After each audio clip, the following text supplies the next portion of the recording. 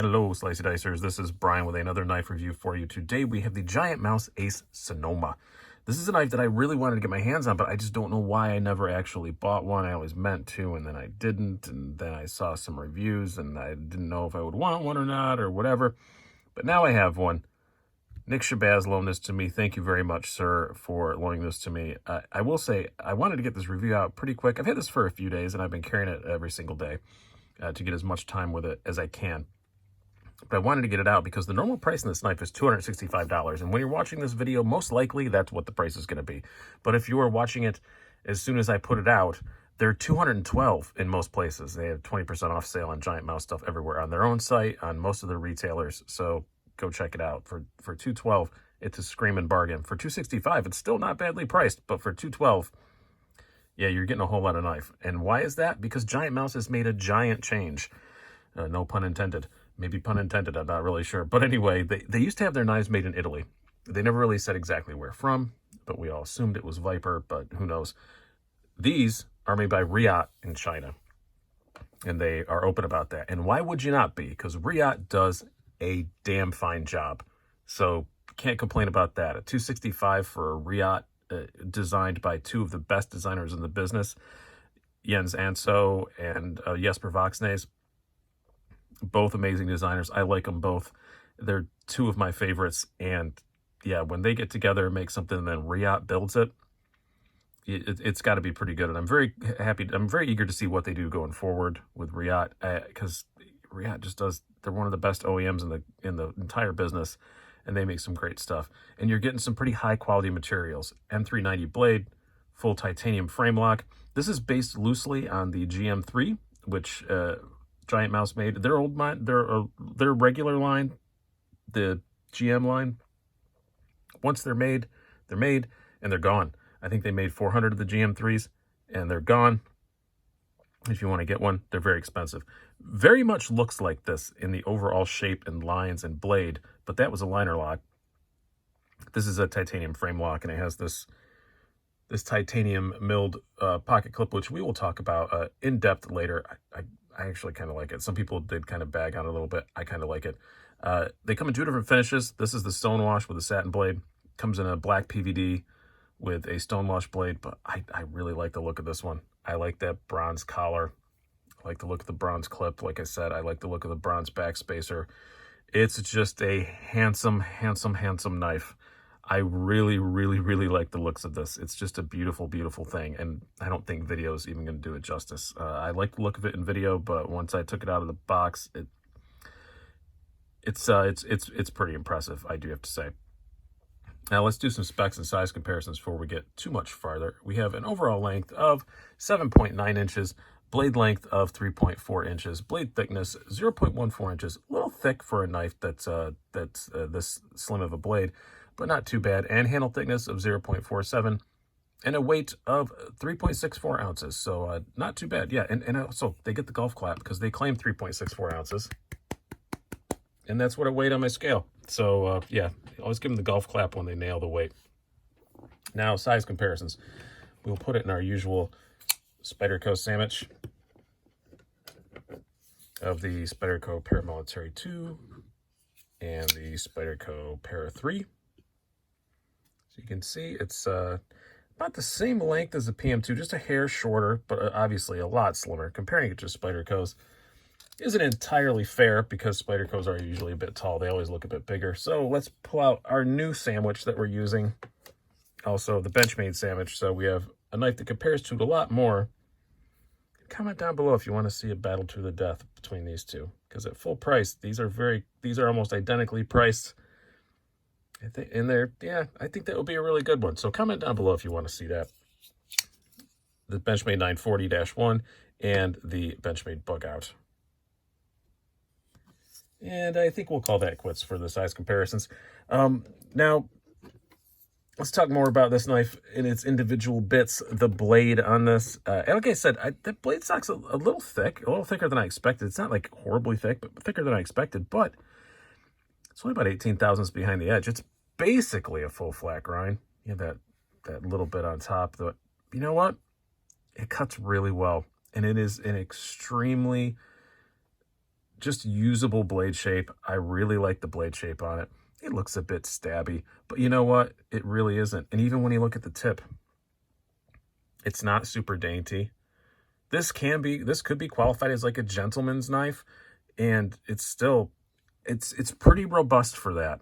I have to say, the blade on this is pretty impressive. I do really like using it. It is just something that it looks nice, but I don't really worry about snapping a tip off or anything like that. And a lot of gentlemanly kind of knives like this, kind of slender knives like this, you're worried about snapping the tip or, doing something stupid and breaking the blade off.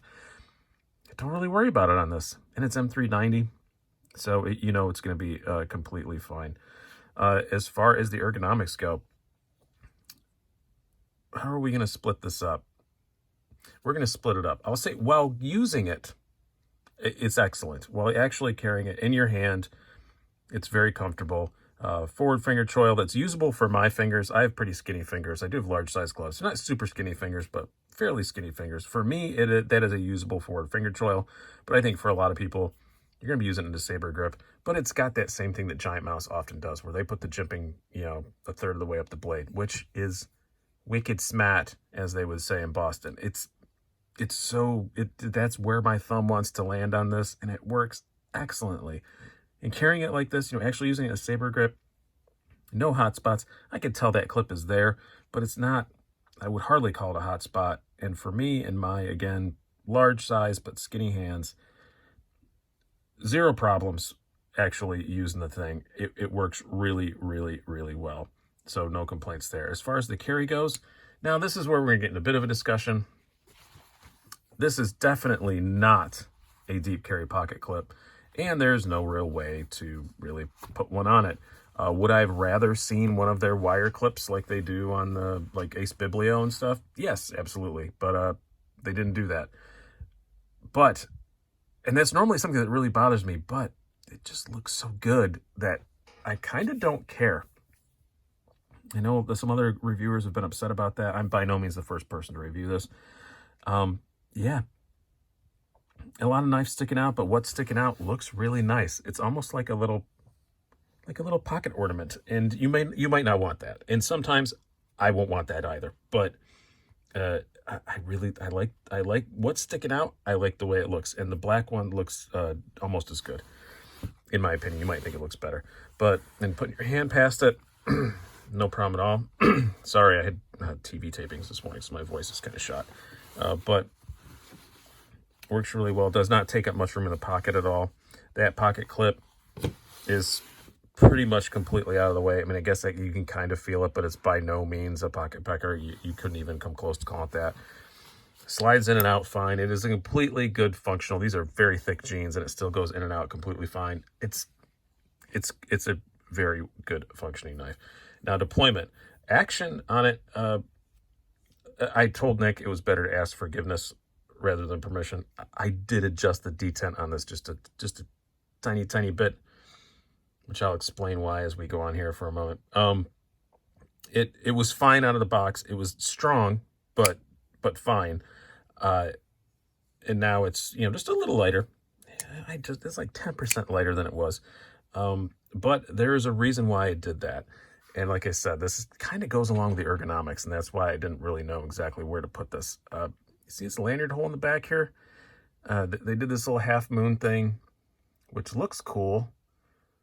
But if you think that looks kind of pointy, you are correct. The original detent, when it was a little bit stronger, when you go to flip it, it's digging into the palm of your hand there, and it is not comfortable. It's not like it's going to cut you or anything, but it's not comfortable at all. I did not like it. But now that I backed the detent off just a little bit, now I don't need to do that. I can just flick it like this. I just put my hand on the pocket clip and flick it like that. You probably could with the detent as strong as it was out of the box too.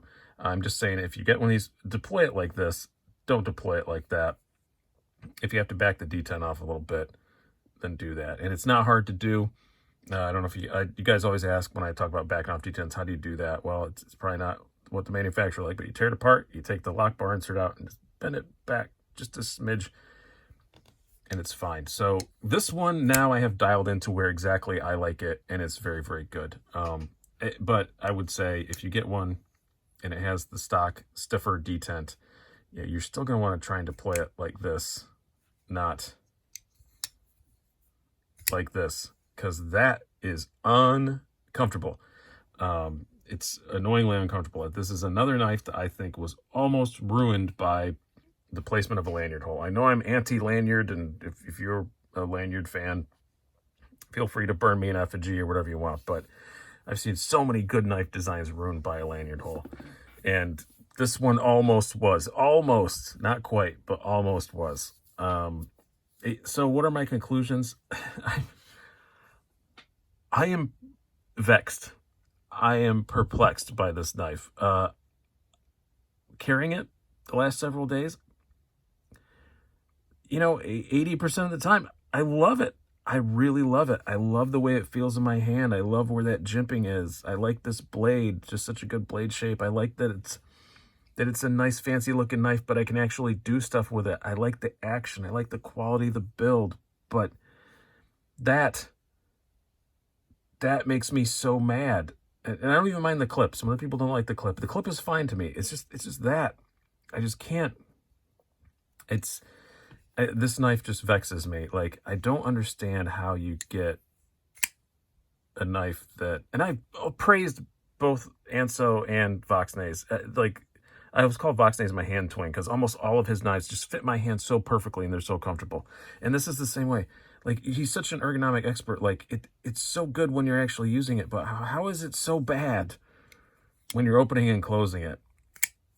And I don't know. I've gone back and forth. I have an opportunity to buy this, and from Nick, and I'm like, one day I'm like, yeah, I'm definitely going to. And then the next day, it's not even the day, hour to hour. Some hours I'll think, yeah, I'm definitely going to buy it. And then other hours I'm like, no, I'm not. It's just, I can't. I want to love this knife, and I love a whole lot about it, but just redesign it from that screw back and we'll all be good. Just don't put the lanyard hole in it. It's a gentleman's knife. It doesn't friggin' need one. I just hate lanyard holes. I think I'm gonna, maybe that'll be maybe I'll add that t-shirt to the Teespring down below. If you want a I hate lanyard holes t-shirt, let me know and I'll design one and put it on the Teespring, because this is just such a great knife other than that, and this is really bad. So I'm not saying I don't recommend it, because I'm still on the fence. I don't know if I'm going to get it or not, because there's so much that's so good about it. But part of me wants to see, like, what's the next GiantMouse Riot, and we'll see about that one. So I hope you guys have enjoyed this. I've been Brian. Have a good one.